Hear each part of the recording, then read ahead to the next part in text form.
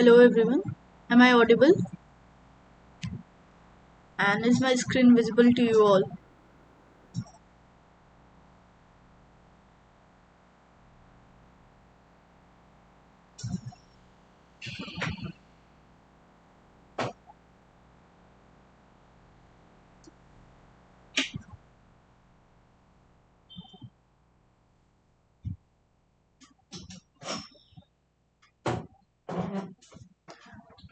Okay, let's start the session.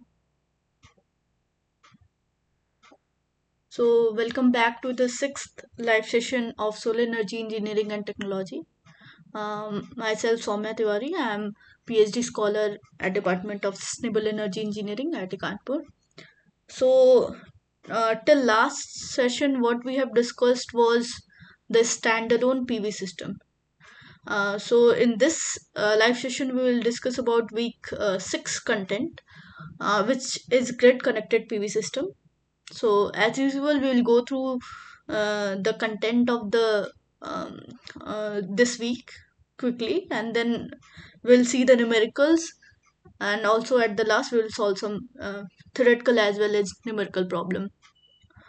So as you all know, the grid connected PV system are basically the PV system connected to your grid, right? So if you see the overview of a grid connected PV system, so here is your PV array from which your generated DC current is passed on to the inverter, which converted it to the AC current, and then it is utilized to power all your household appliances, and then the extra could be fed back to the utility grid.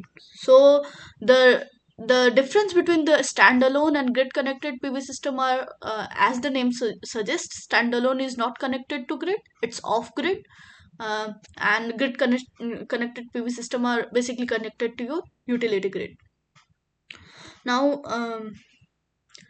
if you'll see this, now if you want to uh, know that whether the system, this PV system, grid connected PV system could be basically two general type, depending on whether you are providing a battery backup or not, right? So if you are directly utilizing the generated basically electricity to fulfill your local grid or your household appliances, say, um, it's an without battery backup PV system, and if you're trying to store it in a battery and then utilize it later when your PV system is not say useful or operational, such as night time, then that is a PV system with a battery storage. Now the important component of a PV plant is its electrical, its civil and mechanical, and its power monitoring component. So how to choose this each component is where the designing of a PV system in a real scenarios come into the whole picture, right? So if you talk about the electrical component, then it's a PV module, your power conditioning unit, your cables, your combiner box, your connectors. And if you're talking about civil and mechanical component, then we're talking about on which the your modules are placed on, your module mounting, your structure, your mounting foundation. And the power monitoring component are SCADA and your weather station. Okay, so one by one each of this component has been described, and what we'll do is we'll quickly go through each of it. So we have already seen the solar PV module, the commercially available PV module, the single and multi crystalline silicon solar cell. And if you remember back, you know that how these cells are manufactured. We get a knot of that, and from that wafers has been cut, and that is for the single silicon solar cell. And for polycrystalline, the fragments of silicon are melted together to form wafers. Now if you want to go in a market and want to purchase a solar PV module, what is the criteria for choosing a such module or grid connected panel is all listed here. As the requirement is reliability, good price, good mechanical quality, good quality connection, and So as it's mentioned here, right? Now the uh, talking about the inverters. So we have already seen the inverter used in the standalone PV system. What does inverter do is basically converts DC to AC current, right? So it could be either coming from directly from the PV panel or from the batteries, depending on what system you have. So it has all the similar function as the standalone inverter, just that now we should have some additional feature, because this inverter is anyhow connected to the grid. Now we have to comply with a number of regulation and safety requirement. So the AC voltage to be fed into grid must be in phase with the coming from your inverter, and several others things are there that should be maintained, that we'll see in details in upcoming slides. Now these are the several factors that must be considered, that you can go through. um, if you have gone to the lecture, then you might be aware about it. uh, Now talking about the types of inverter that we use, this table very well summarizes all the important points that you have to keep in mind while selecting an inverter for a particular requirement. So if your power range requirement range is lower from 100 to 300 watt, you might want to go for module inverter. If it's very high, talking about a very large grid system in kilowatt and megawatts, then central inverters are uh, quite be useful, right? So it's whether it's MPPT system is there, what's its output efficiency, advantages and disadvantages are very well summarized, that you need to keep in mind. Okay. Now there is a very important phenomena islanding that you need to understand while designing a PV system. What happens is, if a PV system is connected to your grid, right? So sometime it might happen that due to some, say, the maintenance work is going on and your the whole grid is shut down. But in that condition, still if you talk about a sunny day, still your PV system is producing power, and that could be very dangerous situation for your electricity worker. So this phenomena is islanding, and it is a dangerous situation that must be prevented. So for that, your inverters should be such that it should be aware when to uh, like stop delivering the power to the grid. And that is also one of the important factor that you need to have in your inverter. So if you go back to the requirement for choosing an inverter, so that is a one persistent problem or phenomena that must it must be addressed.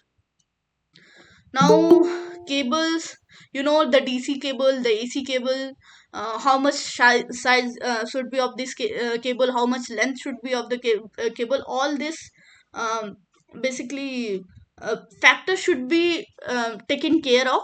So it depends on what is your generation capacity, and basically how much distance is from your panel to the load.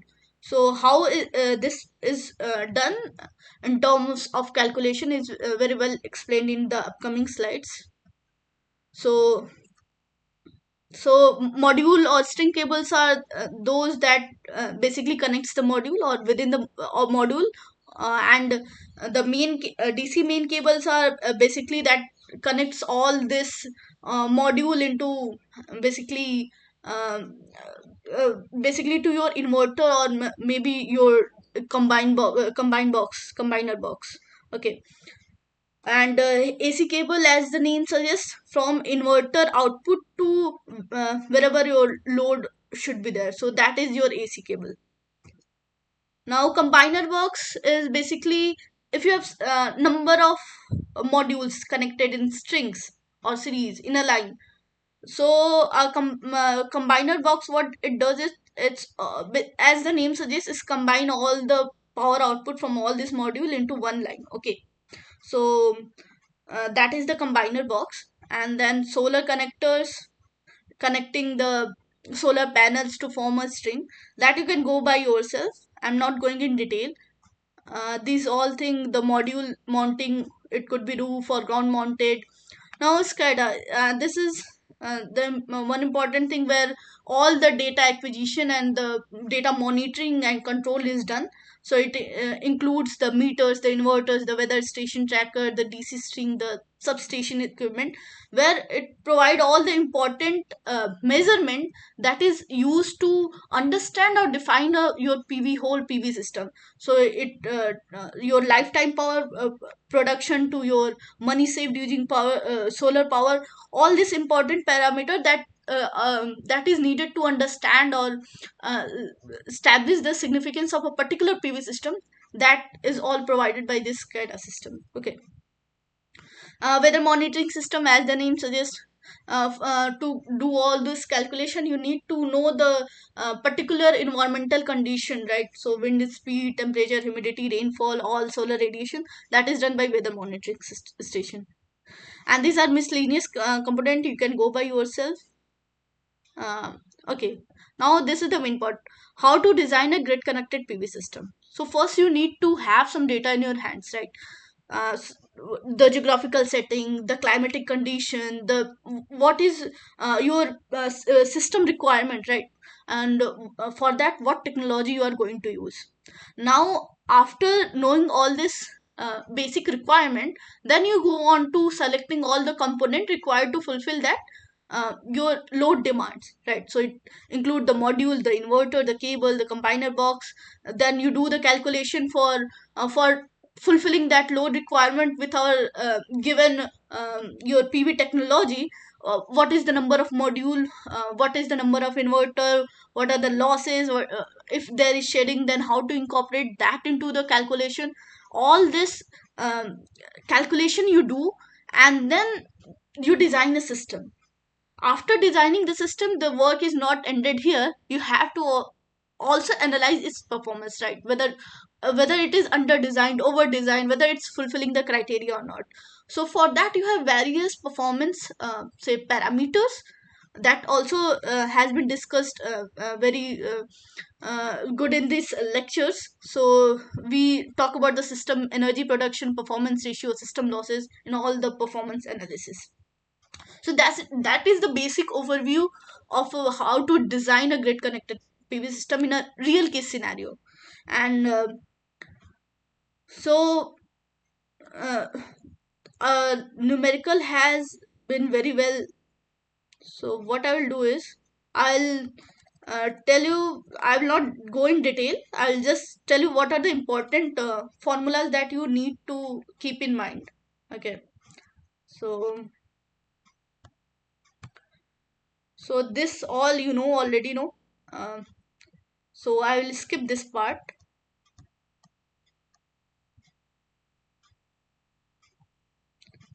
So this slides explain well.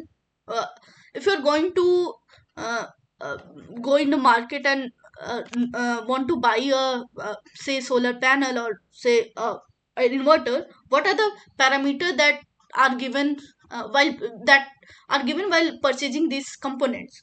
So if you can see, for this is a specification of 300 watt power solar module manufactured by Tata Power Solar. So these are all given at standard test condition, right? Electrical parameter is standard test condition, where your power output, module efficiency, your voltage at maximum power point, your current at maximum power point, your open circuit voltage, short circuit current, power tolerance is given. Other than that, some temperature coefficient are also given. So this is your operating temperature. Okay. And module efficiency is given. And then you have your temperature coefficient for power, for voltage, open circuit voltage, and your short circuit current. So these are all the parameters that is given. And we will also see in numerical how this parameters, or how this values has been utilized to design the system, and also to calculate the system performance. Okay. So for similarly for the inverter, you have your input data and output data. The input data is all about DC power, voltage, current, and MPPT voltage range, and your uh, AC voltage is your output, right? So power, range, and current and efficiency is given. So while designing the system, you have to match the inverter and your array PV module. So your basically voltage, current, and power rating of module and inverter are the three criteria that should be properly matched. So you have two important steps related to matching of inverter and PV module are a number of module in a string. What should be the number of module in a string? What are the maximum number of these string to that will be matched to the inverter input, and then we will do the matching of the power rating. So for that, okay,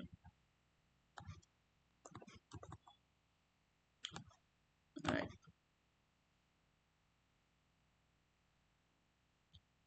So to the first step was to calculate what is the number of module in a string, right? So for that, you first have to determine these two parameter, okay, these two limit. uh, the first is for the operating temperature of this module, the maximum and minimum limit, and the second thing is your effective voltage of the module, that also it's also maximum and minimum limit.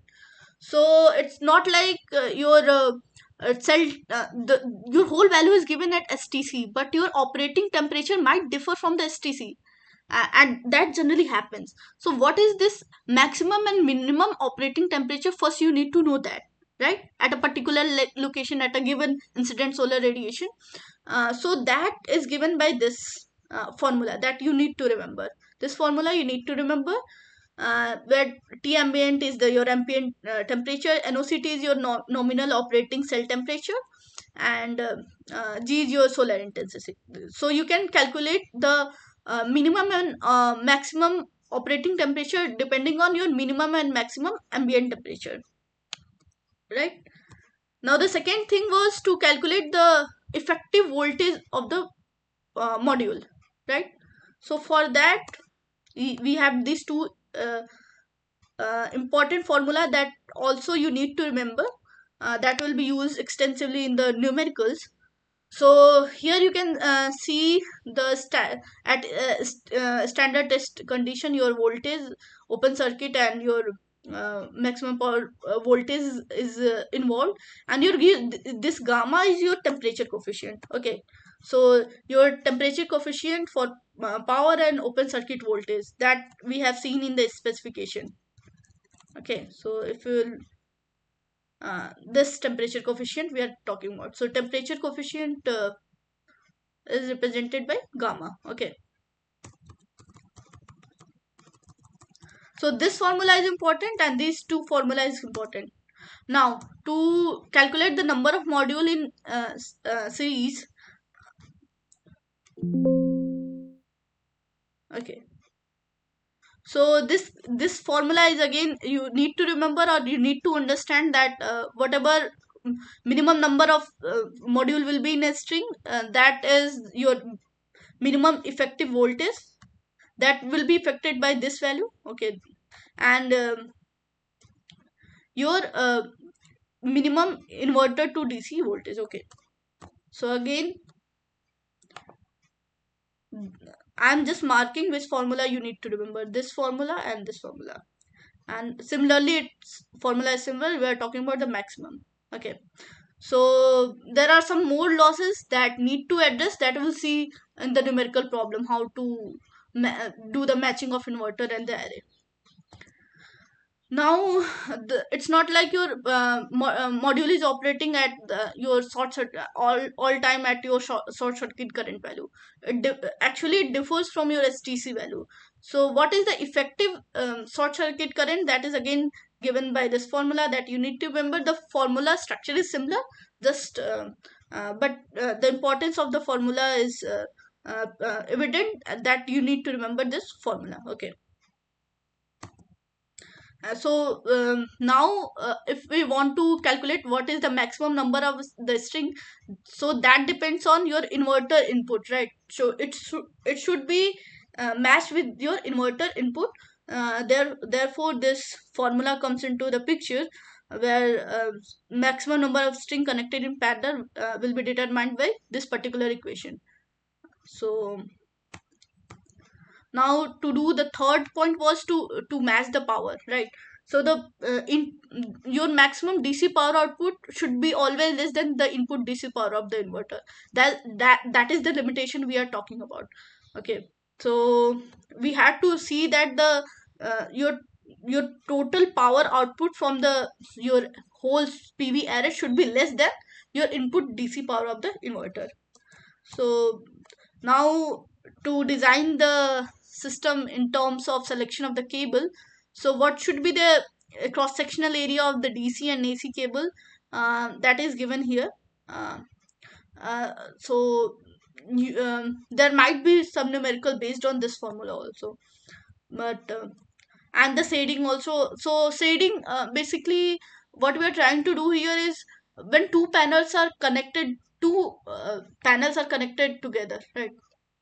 Two modules are connected, so what should be the distance between these two modules such that one module should not shade the other, because if the shading is occurring, then your power generated will be less, right? So to prevent this mutual shading, what should be the inter-road distance?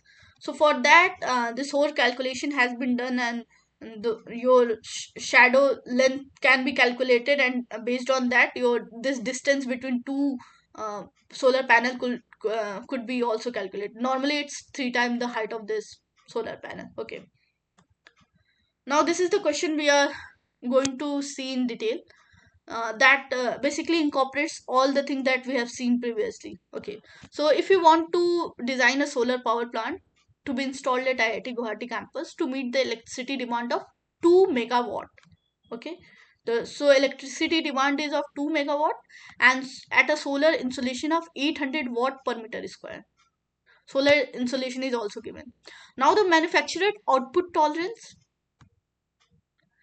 derating due to dirt and derating due to temperature of PV module are given. These three values. DC cable loss, inverter efficiency, AC cable loss is also given. The inverter has maximum voltage input of 900 watt and maximum DC current input of 600 watt, 600 ampere, sorry. So the detailed specification of module and inverter are given in table 1 and 2. Minimum temperature, maximum temperature, and solar peak hour at the site is also given. Find out the total number of module required for the estimate the DC output from the array. So the two things that we have been asked is the total number of module, and the second thing is asked is DC output for the array. Now the specification are given as uh, we have seen earlier in the table. So we have been given the power output, your open circuit, open circuit voltage, short circuit current, and all that we have just seen previously. Now to if we to basically calculate total number of module, what we have to do is we have to match the array and inverter. So if we'll go back, so first what we need to know is your operating temperature, right? Based on what is the maximum and minimum temperature of the ambient. So if you see, the maximum and minimum temperature of the ambient is 5 degrees Celsius and 38 degrees Celsius. So based on that, you can calculate first your this part. Okay, so first you can calculate your minimum and maximum operating temperature. So your if you're talking about the minimum operating temperature, you will take 5 degrees Celsius and maximum is 38 degrees Celsius, and your NOCT is your 47, as you can see from the table, and minus 20 upon 800 into your G is your irradiation. So that is your 800 watt per meter square. So from that you can calculate your what is the minimum and maximum operating temperature of your PV module. Now having this data, you can calculate your minimum effective voltage and maximum effective voltage, right? You know this temperature coefficient. Okay, for temperature coefficient for Pmax is 0.4048 and for voltage is 0.2931, right? So you can put this value into the this given equation, and note that your open circuit and your maximum uh, power voltage is also given in the your this table, right? So based on that, we can calculate the minimum and maximum effective voltage. Knowing that, we can calculate what is the minimum and maximum number of module that can be in a string, right? So this formula, coming to this formula, so your minimum number of string will be your whatever your voltage is there from inverter to DC minimum. So it's, if you can see your, for inverter you can see your, its minimum is 425 and maximum is your 975, right? So you can put back into this equation and you can get that the minimum number of strings should be 12 and the maximum that could be is 22. Now, knowing this, uh, what else has been asked is what is the DC output from the array. Okay, so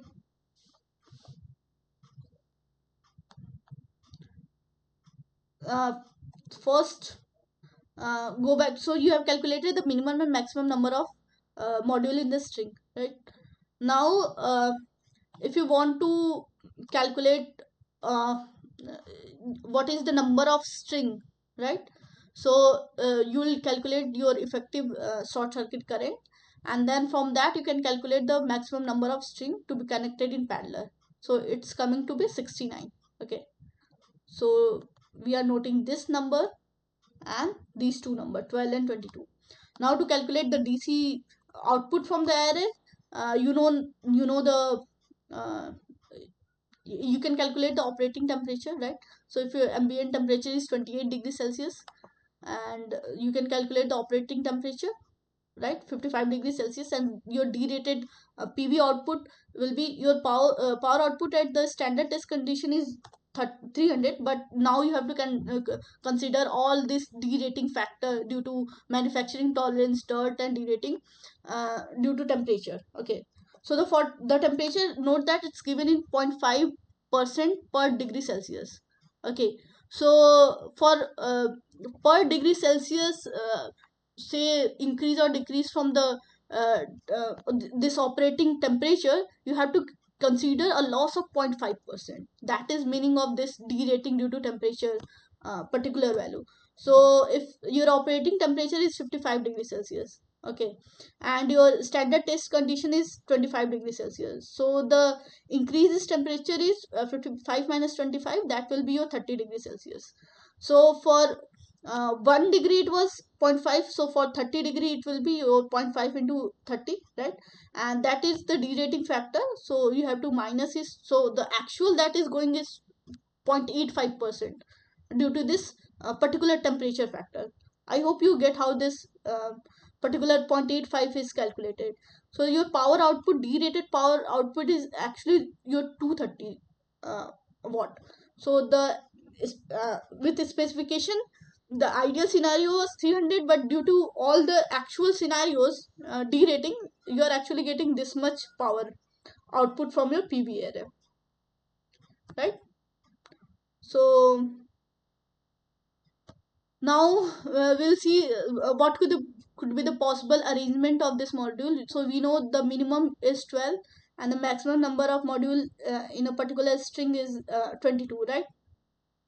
So uh, uh, and basically your number of string, maximum number of string to be connected in parallel is 69.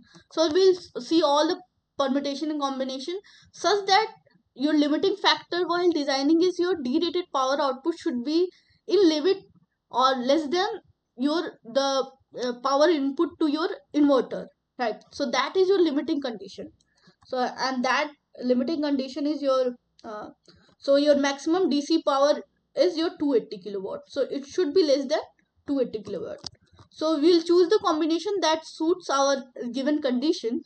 And so this is you can see the with all the combination, this comes less than 280 kilowatt, so that could be one possible combination, right? And this could be one possible combination. Now coming to the performance analysis. So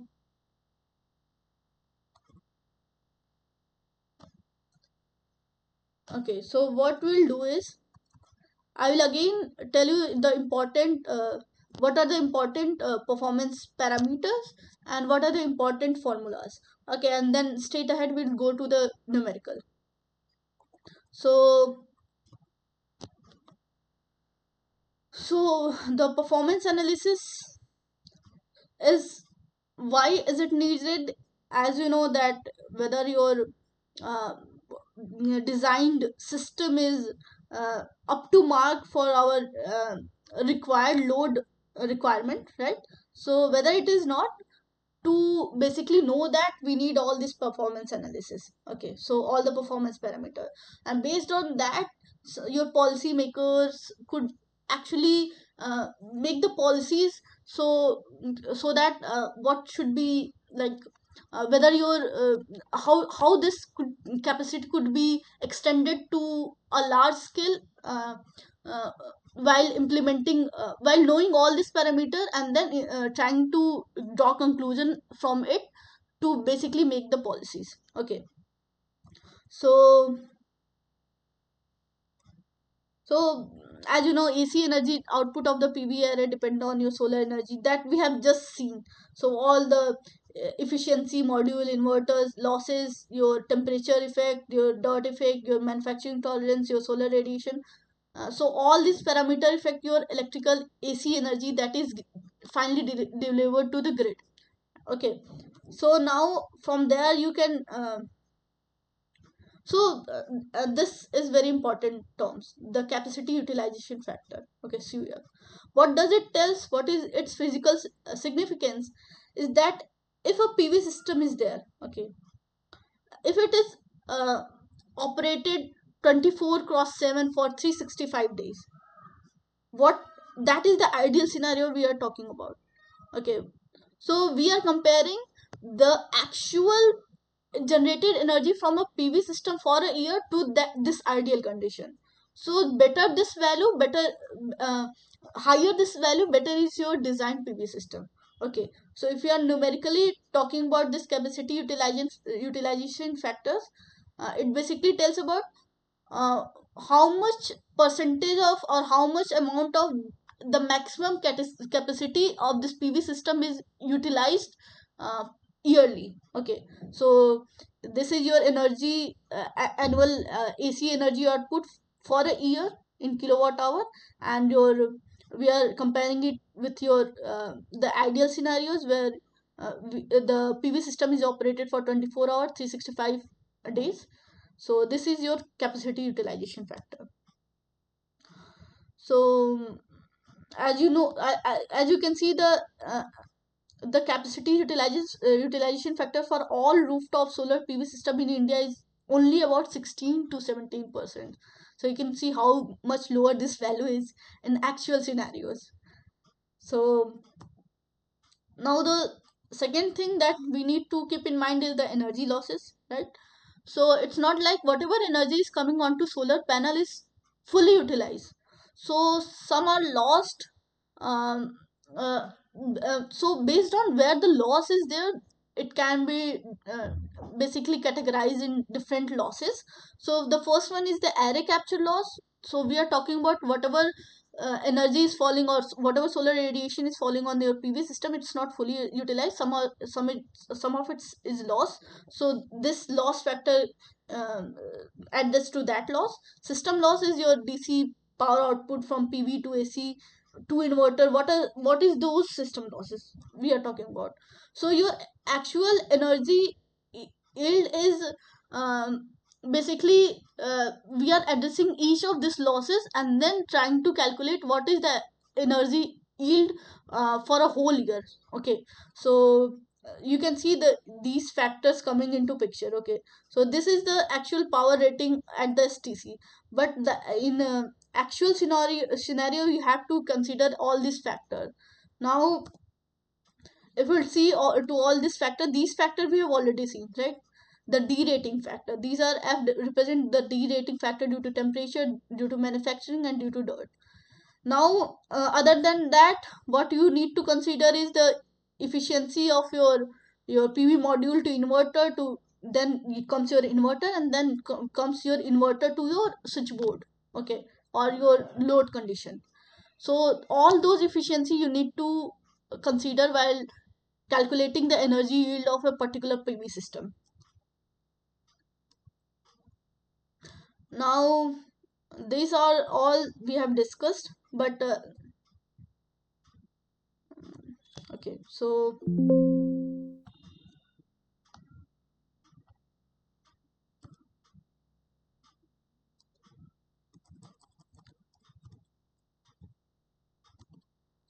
fine.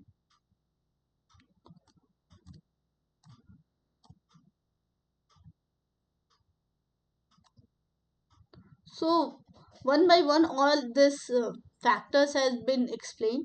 So the manufacturer tolerance is basically during manufacturing, um, s- some maybe basically your rating, or you can say the build the manufacturing, due to manufacturing, if there is some sort of not defect, but it's not like every module is manufactured same. There might be some differences. To incorporate that, the manufacturer tolerance has been addressed.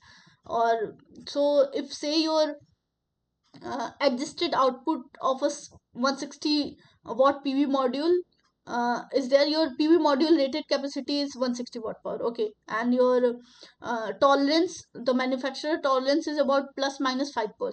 So uh, your adjusted output will be, considering this manufacturing tolerance, will be basically, if you say, it will be 0.95, okay. So 0.95 of this 160 watt, and it will be around 152 watt, okay. Now the second factor that comes is your dirt and your dust. Say it is the loss due to that is your 5%. So it's basically, if your dirt is accumulated on the PV panel, and then it's affecting the incoming sunlight to the PV system. Okay, so for that, this dirt and dust basically factors comes into the picture, and then you have to adjust that also, and then your temperature, that I have just explained in the numerical how this calculation is done.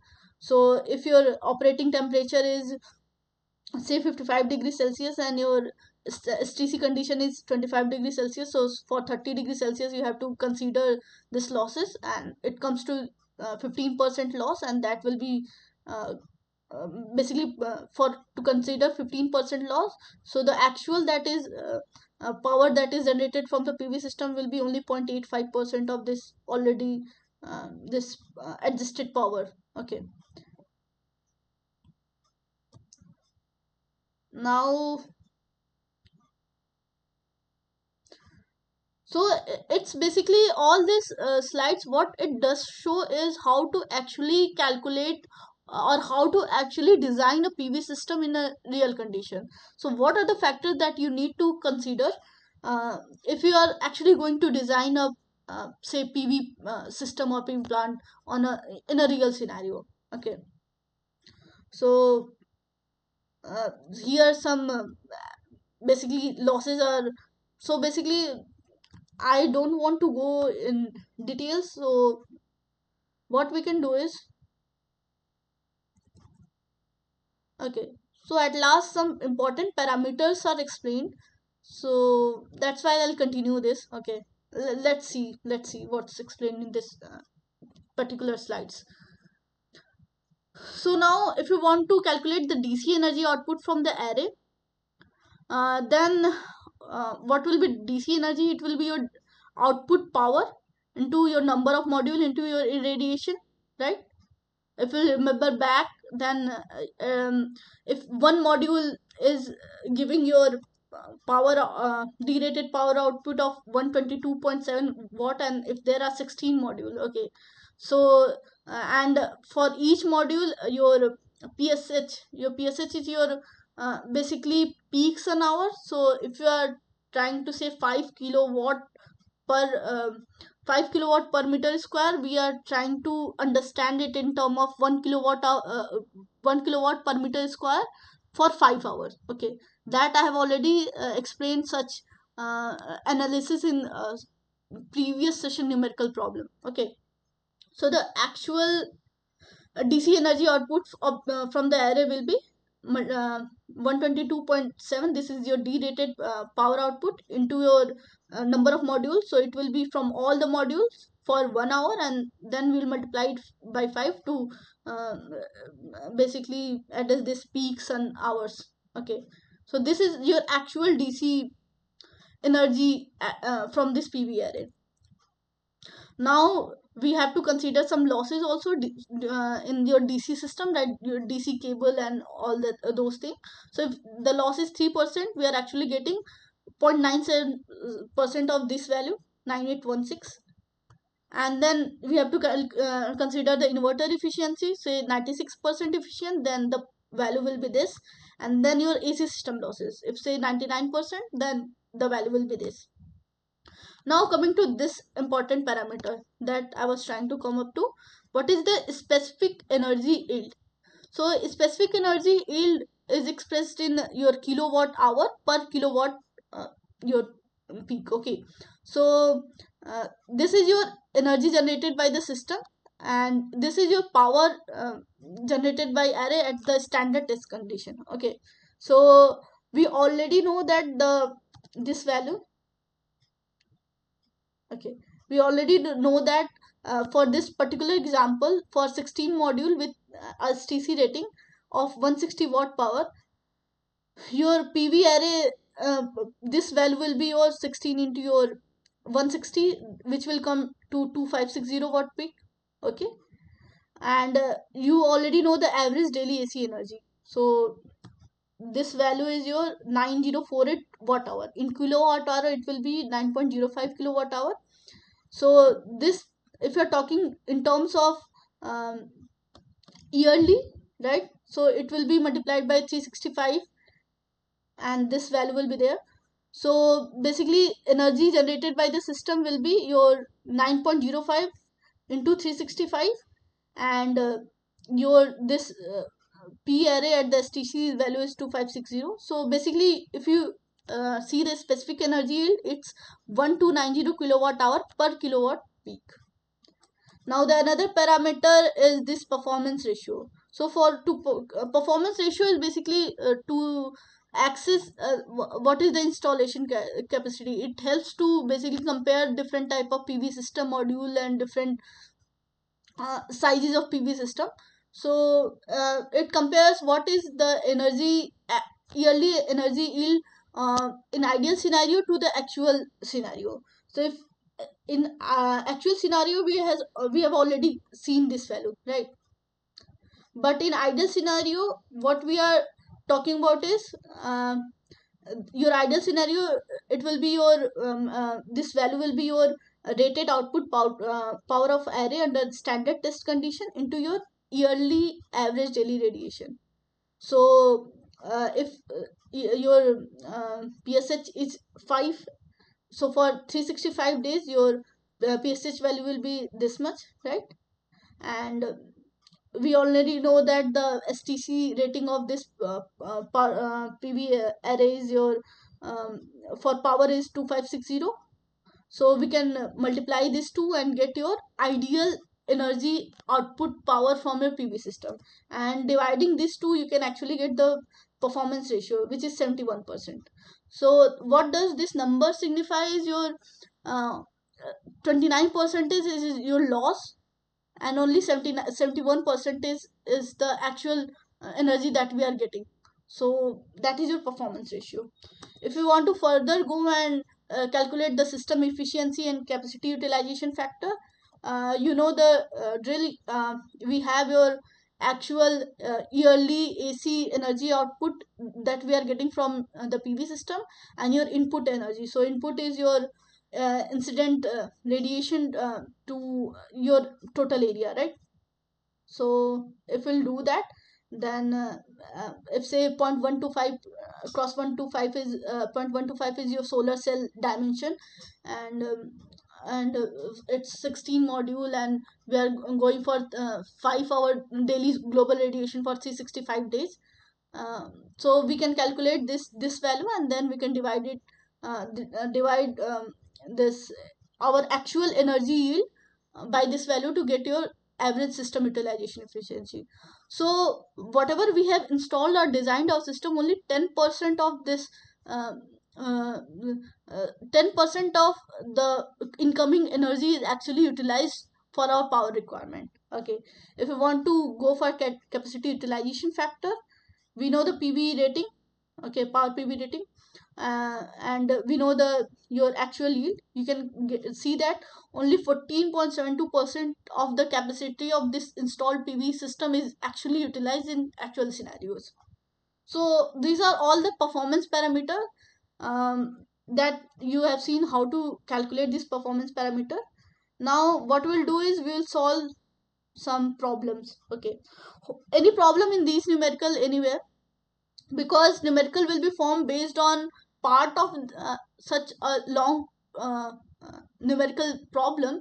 You need to understand where each term or where each losses comes into the picture. Okay, that you have to understand, like how this losses are occurring at which point and how to incorporate in your actual designing of the system.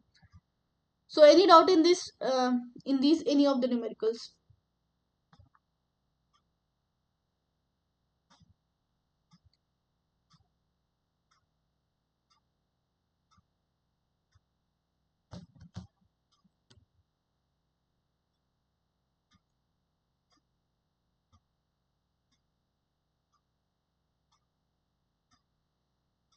Can we start with our problems? Any doubt? Because anyway the question will be framed on this whole numerical that we have discussed in this live session also and in lecture also.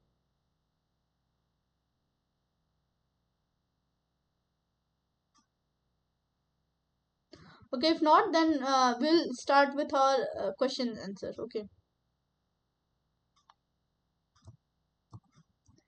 so the first question is, in a grid connected PV system, what should be the maximum DC power output from the PV array?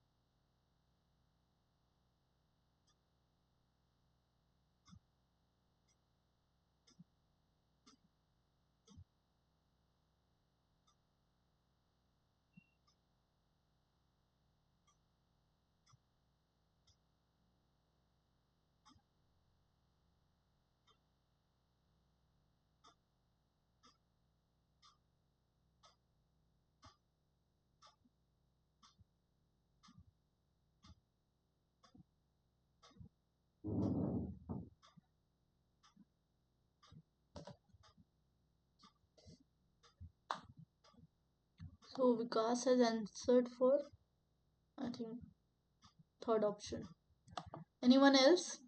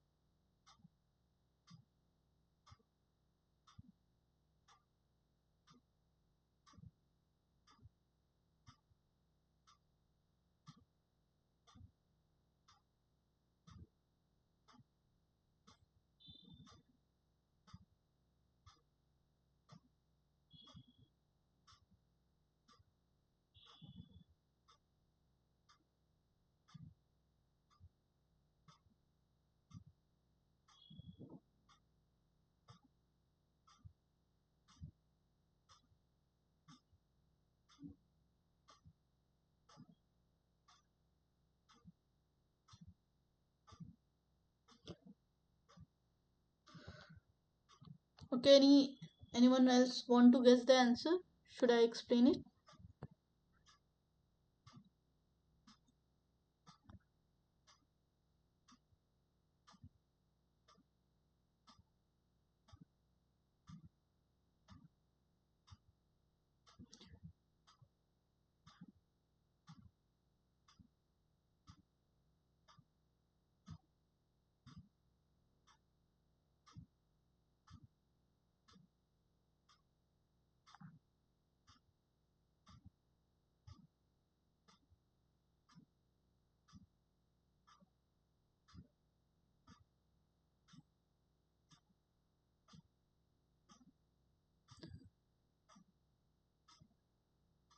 Okay, let's see the question.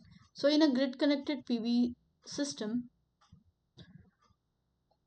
we have been asked about the what should be the maximum DC power output of the PV array as compared to the input DC power of the inverter. So, we know that the PV module produces your DC current, right? So, this is your DC current that has to be go to your inverter input, right? So, to design a safe system and to do the matching of this PV to this inverter, the the maximum DC power output should be your less than. So the correct answer is your option B. So it should be your less than equal to your input DC power. It should not be greater than inverter input DC power, right? So it should be always less than, or it could be also equal to the your rating of your input DC power. So if we remember, we have also seen this in numerical, right? So your okay, so if you can see, okay, so your maximum DC power was 280 kilowatt. Okay, so what we were trying to do is we were trying to keep this value, your whatever your derated power output was from your PV module, we were trying to keep it less than or equal to your input voltage or input power, say input power of uh, your inverter, right?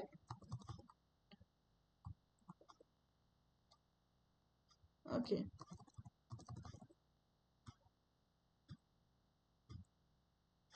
so hope you get this answer. So it should be always less than or equal to your input DC power of the inverter.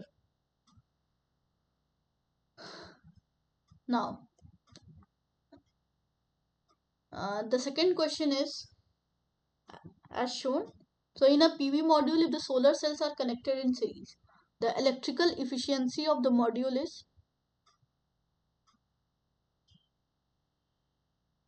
I request everyone to write their answer into the chat box.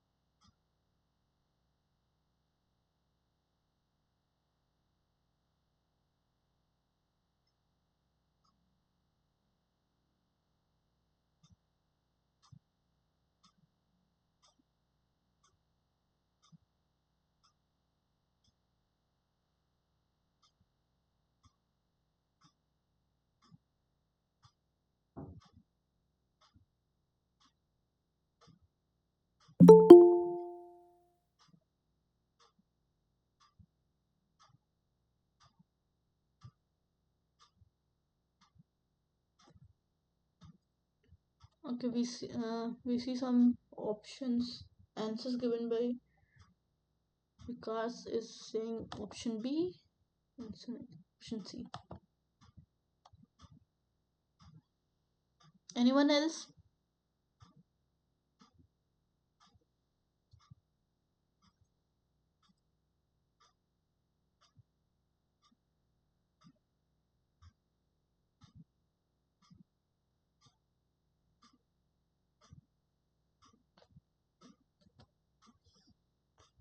Okay, so let's discuss this question. So in a PV module, if the solar cells are connected in series, the electrical efficiency of the module is been asked. So say a module is there, right, and which several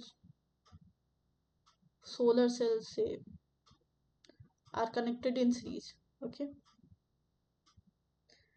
it has been asked what is the electrical efficiency of this whole module.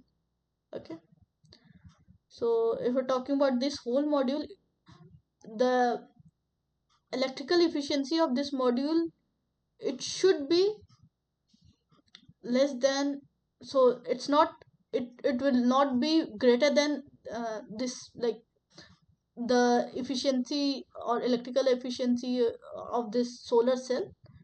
So it should be always lower than that of the solar cell, right? So the option B is correct. It's not like uh, there might be some cell mismatchment, right? So there might be some cell mismatchment, or there might be some your manufacturing tolerance. So considering all those parameters or all those things into consideration, your electrical efficiency of the your whole module will be always less than your the electrical efficiency of like each cell, right? I hope this is clear now. So we are talking about the combined electrical efficiency of each cell, right, for a whole module. So don't get confused over this statement. Okay, now the next question is, what is the electrical efficiency of PV array compared to a PV module?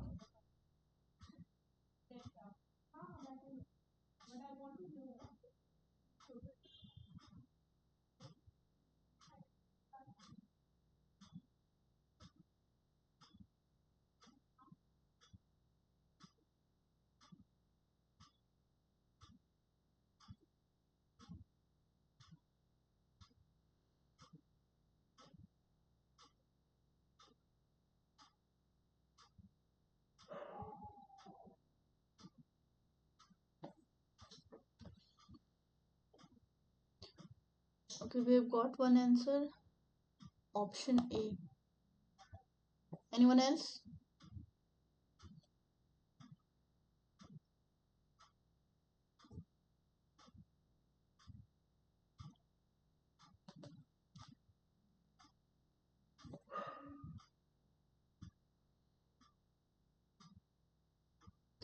Okay, let's discuss this question also. So it's similar to what we have discussed previously. Okay, so from cells to module and then modules to your PV arrays. Now these modules are say connected to form a array of this PV modules, right? So we have just seen that what are the different losses that can occur in a PV system, right? A whole PV system. So there are some cable losses also, the DC cable losses, and your module losses also, right? So considering all those into picture, your electrical efficiency of your PV array will be always less than your as compared to your PV module. Okay, so it just questions are just to develop the understanding whether how to basically take draw conclusion from what you have studied just now, right? So now this is the next question. Again, a simple question, but important one. What is the ratio of actual energy generated by PV system to the amount of energy generated by system under full rated power for 24 hours per day for a year is known as?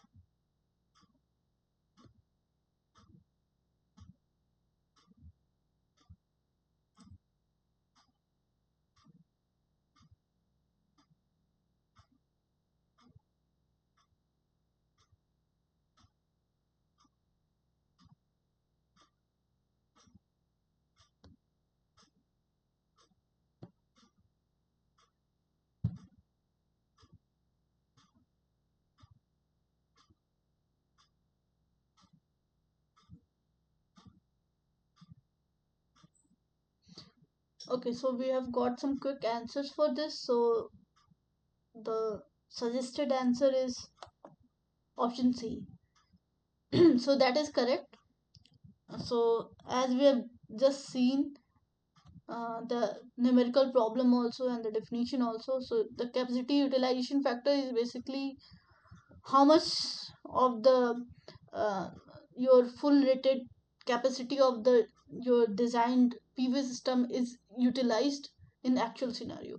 So what is the ratio of your actual energy generated by the PV system to the amount of energy generated by PV system under full rated power for 24 hours per day? That is your capacity utilization factor, right? And so the option C is correct.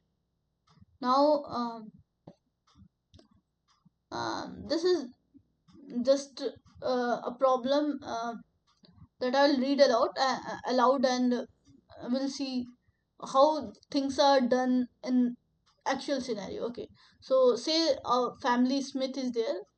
wants to install a grid connected PV system on their rooftop. Now, until now, they have been using the grid electricity. Say its cost was zero point 0.2 euro per kilowatt hour, with an average annual consumption of around 3000 kilowatt hour. Okay, the PV system will cost them 4000 euro in total, and the system is expected to have an annual yield of 2500 kilowatt hour. Now, the first question is, if you wanna install this PV system in your home, now we have to see what factors now you need to consider. First, we'll see what will be the average annual saving of the family in euros if they install this particular mentioned PV system. And for that, we just assume that whatever is generated power from the PV system is sent directly to your grid, uh, uh, with sent to the grid offset directly the consumption of your Smith household. So not considering all the losses into the factor. So what will be your average annual saving? That is the simple calculation. Can you just do that and write as usual in the chat box?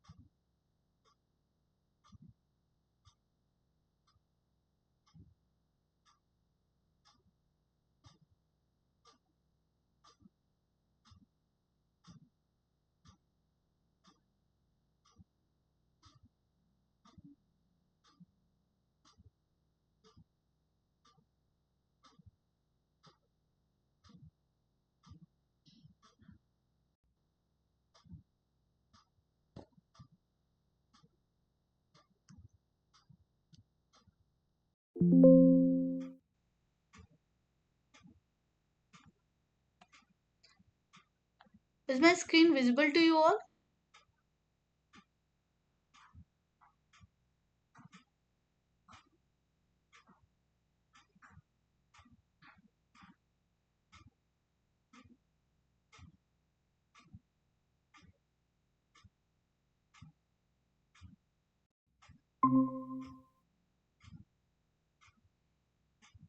Okay, sorry for the connection issue. So there was some network issue.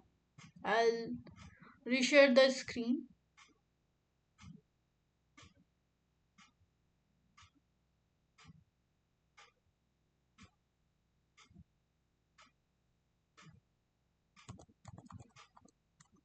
Okay, so this was the question we were talking about. It's just a simple calculation, but I request you all to do the this simple calculation just to develop the understanding. Um, so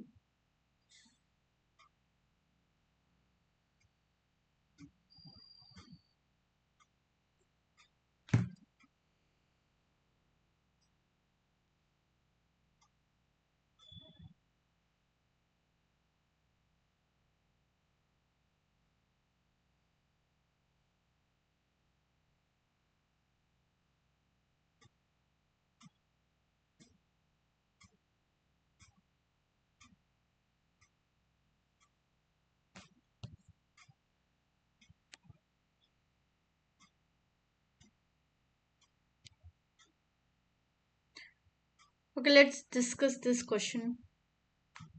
So we know that what is the your just a minute. what is the annual yield from this PV system, right? It's producing 2500 kilowatt hour.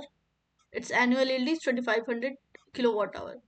Okay, so that much energy you can utilize for your load requirement, right? And that much, for that much energy you can save your cost, right? So that will be your average annual saving. So if you are already generating this much say power from your PV system, then the cost saving that will be, you'll multiply these two and it's around 500 euro per year. Okay, I hope this is clear. It's very simple calculation, but just to basically assess the real scenarios, I'm explaining this all question. Now, given the initial system cost, what will be the payback period of the PV system in years, assuming that the grid costs remain the same, and you may neglect the time value of the money. So what is the time in which this cost for installing the PV system will be paid back? So that is your payback period.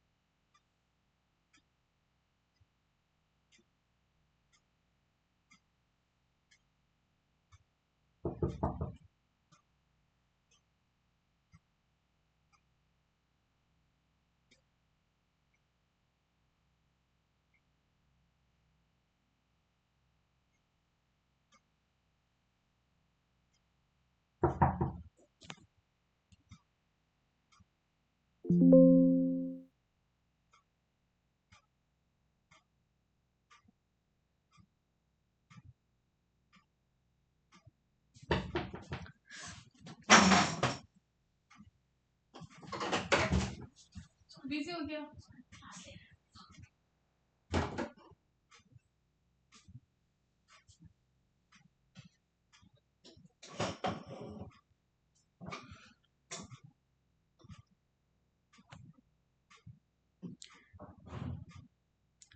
Okay, let's discuss this question also. So we are talking about the payback period for whatever installed cost uh, that will be there. So we know that yearly we are saving this much amount, right? And the cost for installing this PV system was around 4,000 euro. So if we assume that there is no grid cost, neglecting the value of the money, and so if you just do the simple calculation, then your payback period is 8 years. So if whatever amount that you have paid for installing this PV system will be um, basically you can get back in 8 years. So now this was just to give you a scenario while um, actual basically. Okay, so what we'll do is we'll quickly go to this. Okay, so this is the question that I want everyone to solve, and write this answer in the chat box.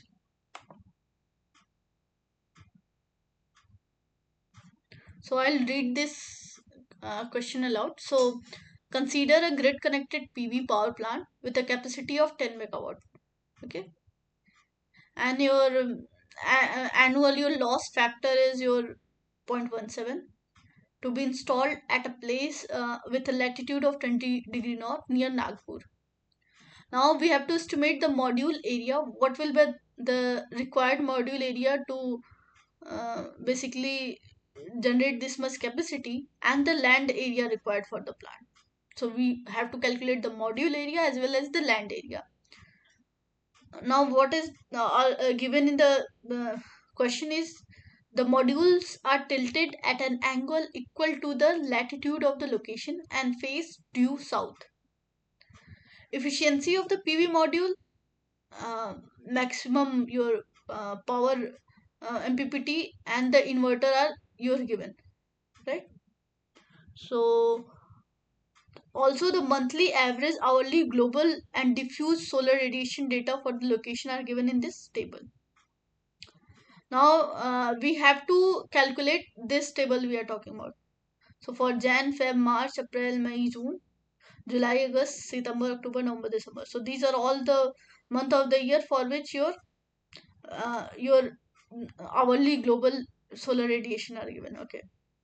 Now you have to calculate for this much incoming solar radiation for a whole year, and this you have to design a 10 megawatt capacity. What will be the module area and land required?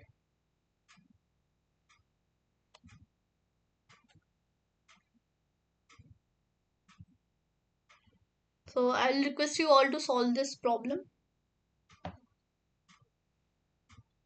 and write your answer in the chat box.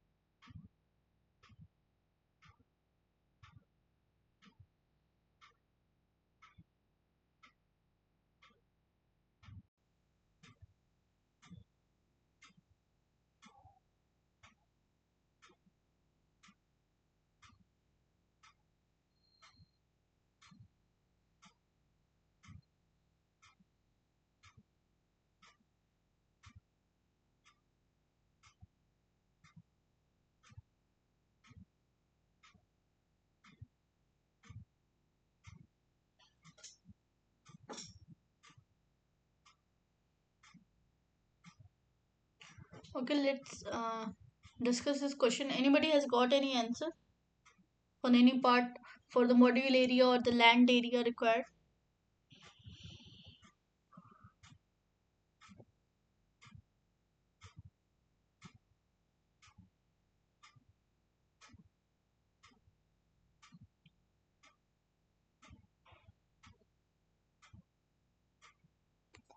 Okay, let's see this questions once again.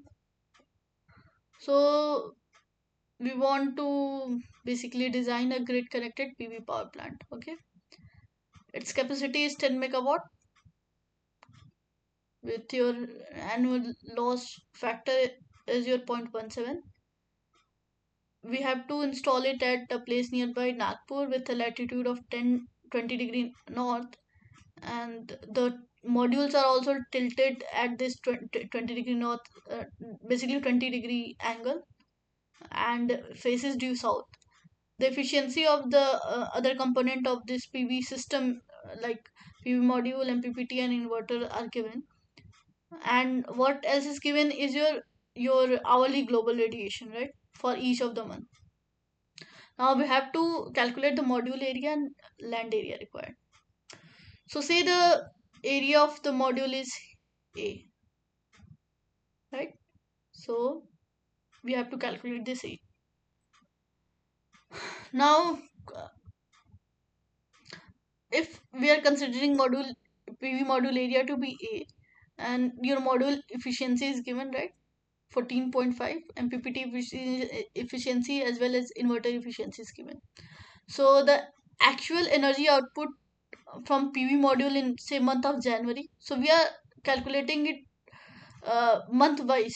Okay, so for the first month, if you want to calculate this your PV energy output from your module, it will be your, so this is your global monthly average global solar radiation, which is 6.059, right, into your, it's daily. Okay, so it's per day, right? So the for monthly, if you want to calculate, it will be multiplied by 31, corresponding to the 31 days in the January, into your, so this will be into your basically area of the module, right, into your all the efficiency that we have to consider. So it will be efficiency of the PV module, right? So this will be into the efficiency of PV module into your efficiency of MPPT, right? So this will be MPPT, and into your efficiency of your inverter, right? So this is into your efficiency of inverter. So you can calculate basically the power output, energy output of the PV module for each month, right? So similarly for Feb, March, April, May, June to till December, you can calculate in terms of this unknown A only your energy output from your PV module for a whole year. So that will come around this value, right? So it's in kilowatt hour. Now this energy is actually meeting our load requirement or your designed capacity. So which is your 10 megawatt. Okay, so 10 megawatt in kilowatt, if you want to write, it will be 10 into 10 power 3, right? And it's for operational, like for a yearly we are calculating. So this is basically your 365 into, so this is 24 into, for 24 hours for 365 days. Okay, so this is for 24 hours 365 days. So from this is 8760 is the value uh, which comes from this. Okay, considering your loss, so your annual loss factor is 0.17, so you will multiply by this loss factor. So this is uh, basically you are doing your energy balance, right? So whatever being is produced should be uh, equal to your installed capacity or your load requirement. So basically equating these two basically values, you can get the area of your PV module. So this is the area of your PV module in meter square. If you want to report it in hectare, then you divide it by uh, basically I think 10,000, right? Or 1,000. 10,000. So basically it will be 4.94 hectare. Okay. Now what next is asked is the land area requirement. So if you see, this PV modules are tilted at an angle equal to the latitude of this particular place. So say the mounting is done such that the angle is your 20 degree. Okay. So this is your 20 degree, right? And this is your PV module.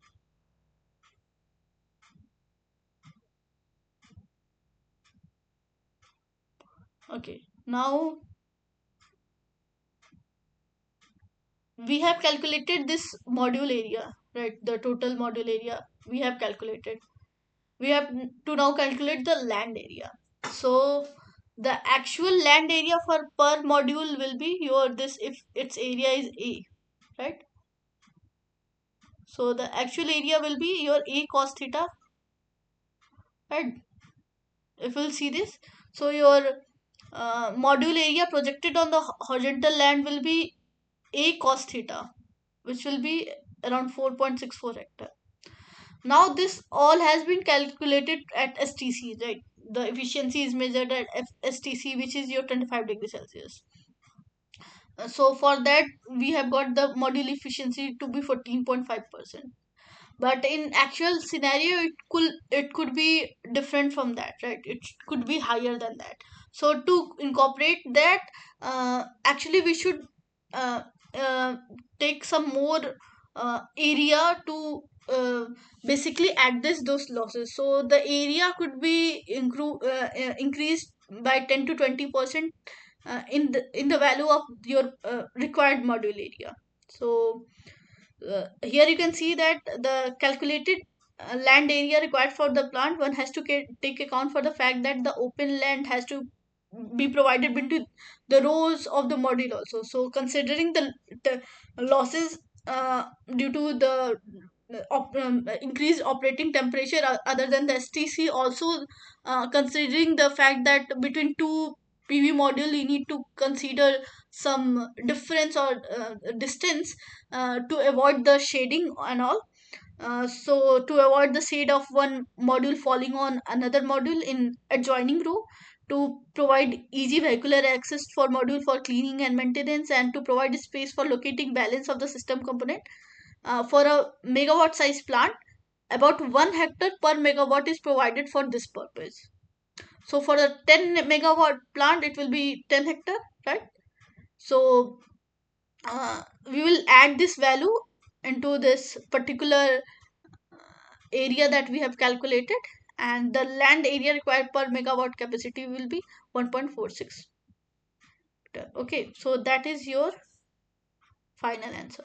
So I hope it's clear how to actually apply what you have studied in the real scenario. So if you say, if you want to design any power PV power system at any location, uh, so what values you have, and from that what area, what values you can calculate, that is actually going to design or install those design system, is well explained in this example.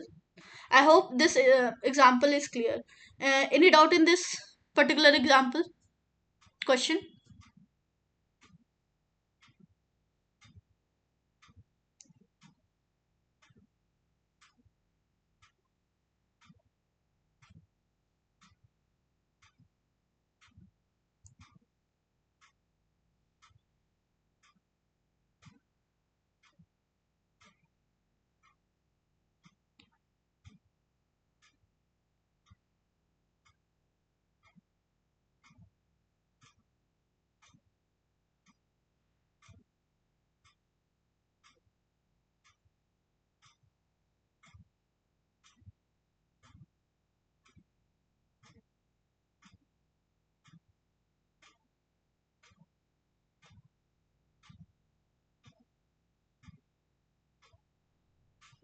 Okay, I think there is no doubt in the question, this particular question. So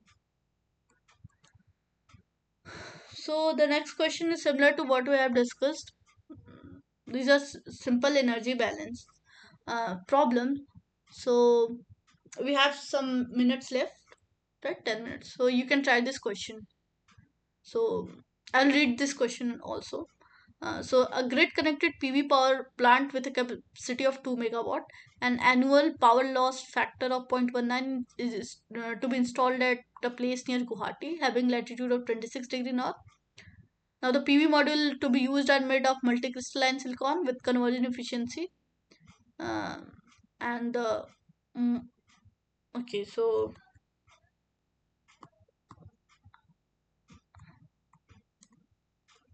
so these questions are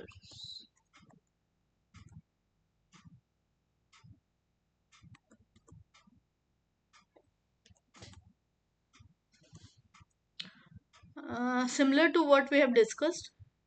You can do the calculations, and the this first part I think you can calculate now because we have already discussed the similar pattern question. Now the second part is where I want you to work on what will be the actual annual energy output of the plant.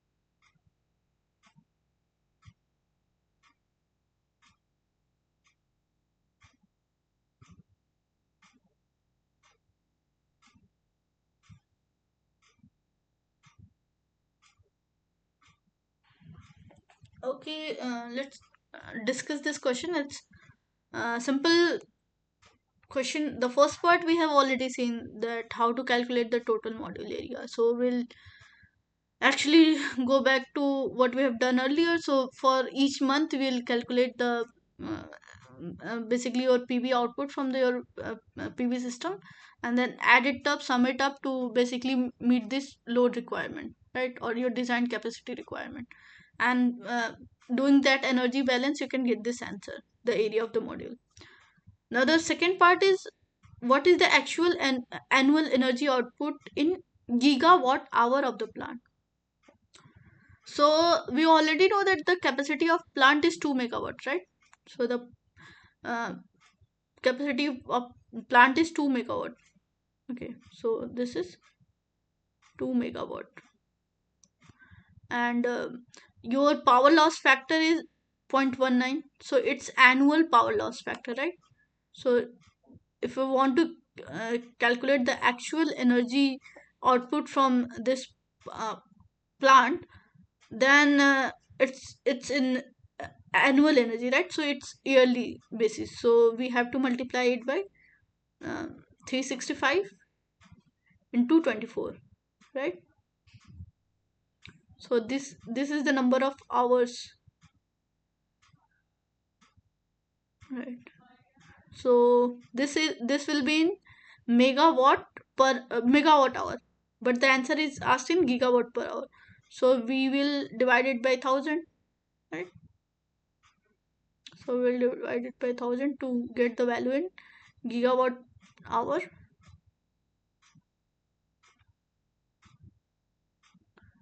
Okay, so when we'll solve this, I think you'll get this. Option A. This is the actual amount of energy produced annually by this particular power, basically power plant, PV power plant. So I have explained all the problems, all the important formulas that you need to remember. So the question will be framed basically from uh, whatever has been discussed in the lectures, and might be something from what have been discussed in the live session. Okay, so here your PV system lectures are now finished. So if anyone have any problem in any part in the PV system, you can go ahead and ask the question. So from all the PV system weekly content, from standalone PV system to PV system basic. So because this is all the uh, till here only the PV system lectures will be there. From the next we will discuss about your flat plate collector.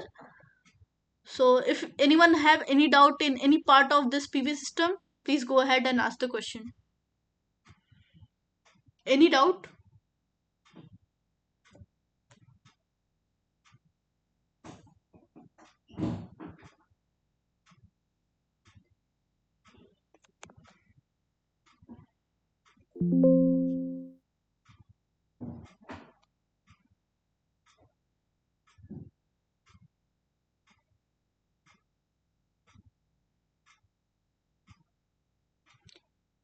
Okay, so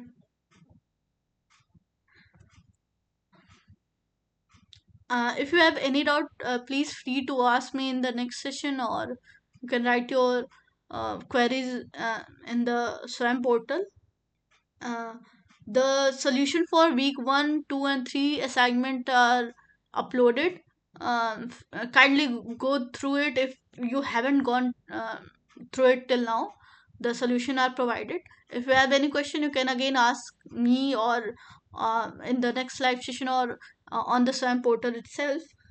So I hope this session was useful to you. Um, and we'll again meet in the next session discussing about week 7 content. That is, I think, flat plate collector. The lectures for those flat plate collector week 7 content is already on the SWAM portal. So note that your assignment deadline is on the 4th of September. So please go through this assignment, and the solution for the same will be provided in upcoming few days. Okay, so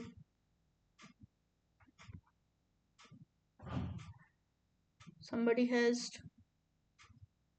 okay, when we'll get the solution of week 4 and 5? So it will be uploaded very soon. For week 4 and 5, it will be uploaded very soon. It's in work in progress only. So till then, uh, if you have any doubt, you can feel free to ask on the SWAM portal and to me in the next live session. The answer will be provided to you soon. And the week 7 content is also now on the 7 portal. Please go through it, and as usual we will discuss this week 7 content and question related to this in the next session. So thank you all for listening. We'll see you in the next session.